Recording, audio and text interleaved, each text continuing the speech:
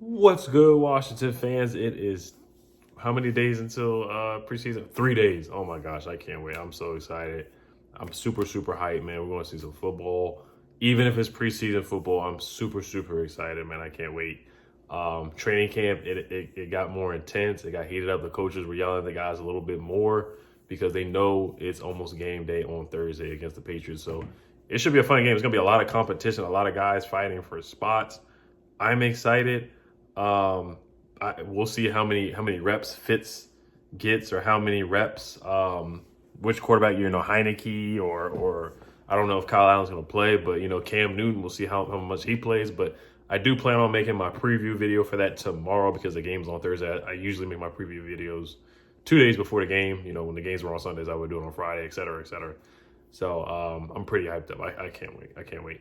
But I did hear from Nikki Javala tweeted that Hunter Henry is injured, so he most likely won't play. So there's going to be a lot of guys sitting out. I highly doubt Terry McLaurin plays, but we'll talk about that in the preview video. We'll save that for that.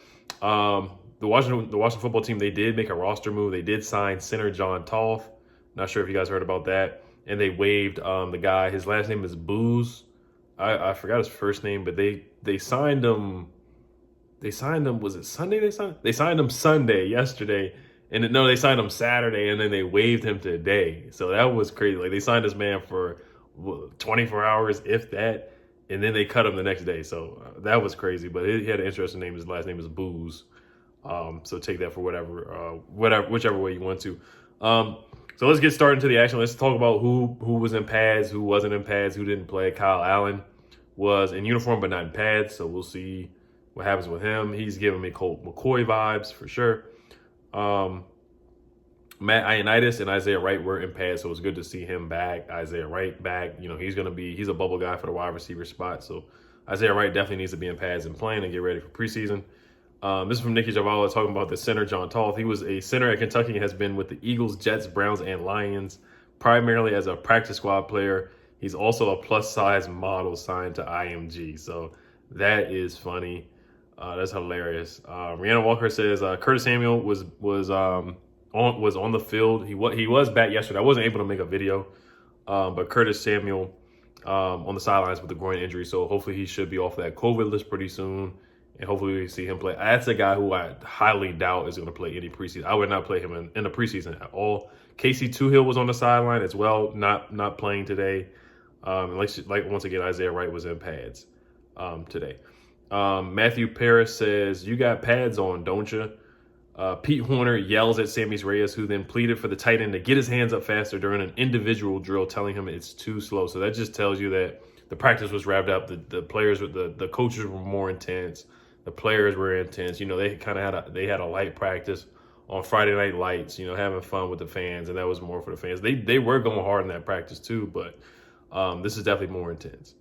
Matthew Paris says, team drills day 11. Not sure where the left guard competition stands, but since Brandon Sheriff returned, I believe Wes Schweitzer has gotten most of the first team reps until today.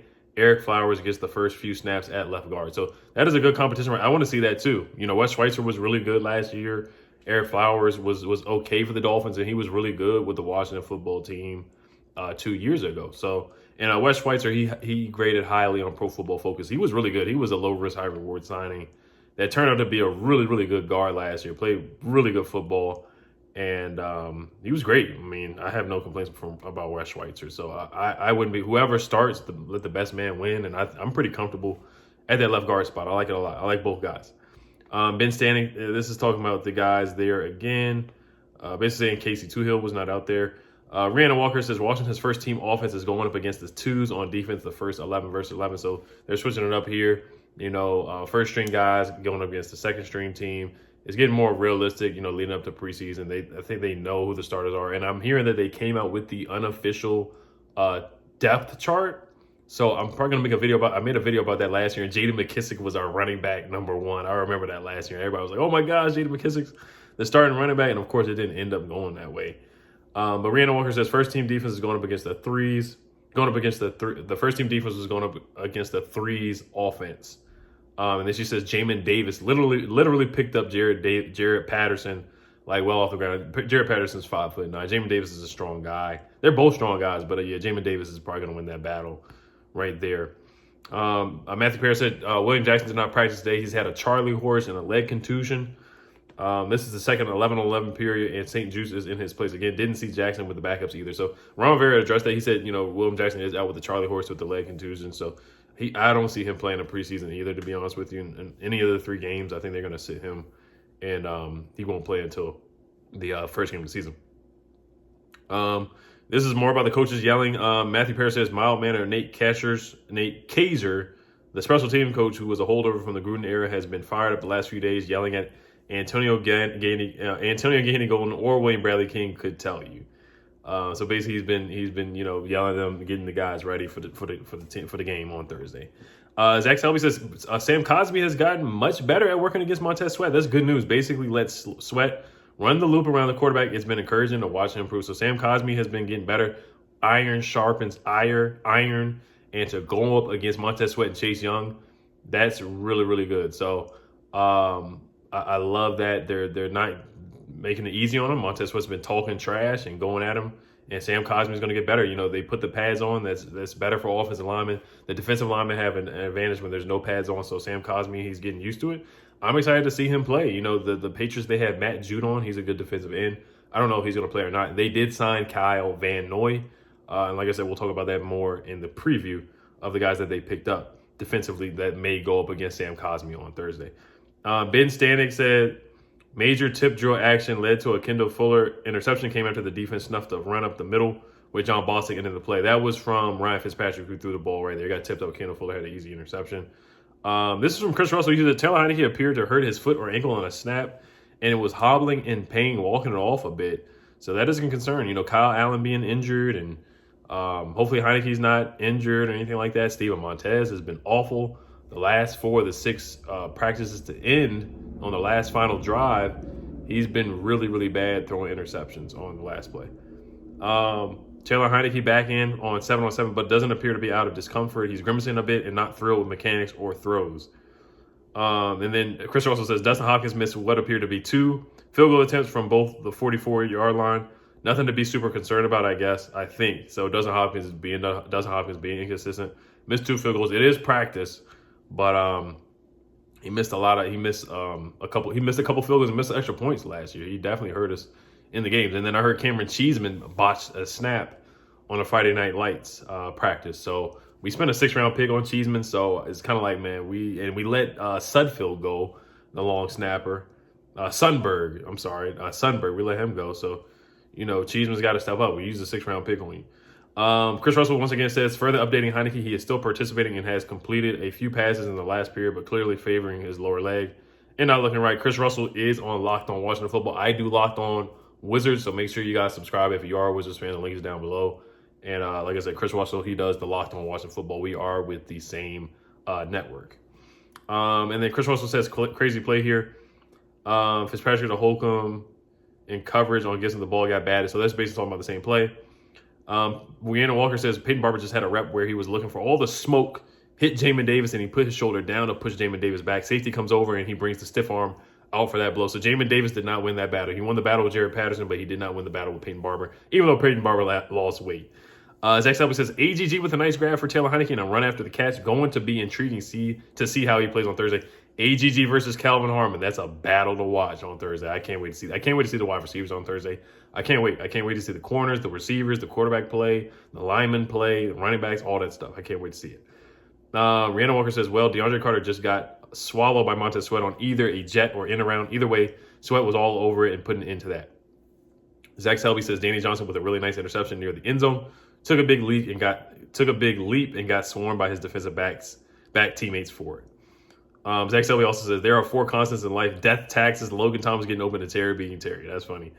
Zach Selby says another nice grab from AGG. He and Heinicke have been clicking today, so that's good to hear from AGG, man. I want to see him ball out. Former 4th-round pick, basically did nothing last year, but doing the Rubik's Cube, and that's about it. So I want to see him step up and make some plays. Some of it was him being injured, and some of it was just not him being ready and not playing. Granted, he didn't have a preseason last year. Granted, he didn't have a mini camp or OTAs or anything like that. So, and a lot of other rookies did too. So you can't make a whole bunch of excuses for AGG. But those are things to, not be forgotten. Matthew Perry says Ryan Fitzpatrick is still very good at facing pressure, as he was the #1 quarterback rated under pressure last year.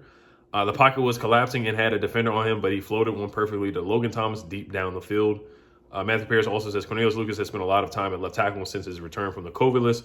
Part of that was Lano's absence, but it continued this week. Sadiq Charles is the backup on the right side, and Cosme and Lucas were supposed to be competing for the right tackle spot, but Cornelius Lucas, just a lot of guys have been out, so the battles haven't been, some guys have been out, so it kind of has messed up the battles a little bit. Ben Standing says tons of practice sessions lately include a Steven Montez interception in the end zone, Danny Johnson with the honors today. Montez bounced back with a touchdown toss to Tony Brown. So Montez is getting a little bit better. Ben Sanders says, stop me if you heard this before, but Torrey McTyer with a pass deflection. And Torrey McTyer's been balling, man. He's been balling. Rihanna Walker says practice ends with Troy Apke making an acrobatic midair adjustment to intercept Steven Montez in the end zone. That makes it 4 out of 6 practices. Steven Montez to close out the session with a pick. They need to bring in Jordan Ta'amu. Bring in my man Jordan Ta'amu from the XFL. He started over Chandler Heinicke. I like Jordan Ta'amu. Watch Jordan Ta'amu's highlights. I'm telling you, he's a mobile quarterback who can run. And I'm not just throwing Steven Montez out the door, but honestly, I wouldn't mind bringing in Jordan Ta'amu. He might not make a difference at all, but honestly, the way our quarterbacks get hurt all the time, and I would, I think Jordan Ta'amu would be a decent addition to the team. Matthew Perry says, I hope Steven Montez never has to watch this practice tape again. My God. Oh, my God. Is Steven Montez really that bad? Goodness gracious. Let's see here. William Jackson was in pads for practice, but he didn't partake in team drills. Rivera said they're bringing him back along slowly after coming back from the Charlie horse. Rihanna Walker also says Ron Rivera will see Cam Newton on the field for the first time since they were in Carolina in 2019. Nicky Javala asked a question about what he learned from working with Cam Newton, and Rivera spoke to how important it is to build and play to a player's strength. Ron Rivera also said Sadiq Charles has learned about the guard tackle spot. I think I already talked about that. That's tough to pull off, but makes sense to me. He's an interesting body type, and injuries, opportunities could come at either spot. This is from JP Finlay right there. So that wraps up about everything. They asked Tim Settle about his penguin dance, and it was like a rap song or something like that. I forgot who sings the song, but that's why he does the penguin dance, I think, or something like that. But that's interesting. So I think the depth chart is coming out, so I'm going to try my best to make a video about that today. And then stay tuned tomorrow for the preview video. So a lot of Washington football content. I love it. I love it. I love it, man. Everybody eats. I love it. Let's get to it, man. Football is coming, man. Preseason. I can't wait. It's going to be lit. All right, you guys. Hell to the football team. Peace.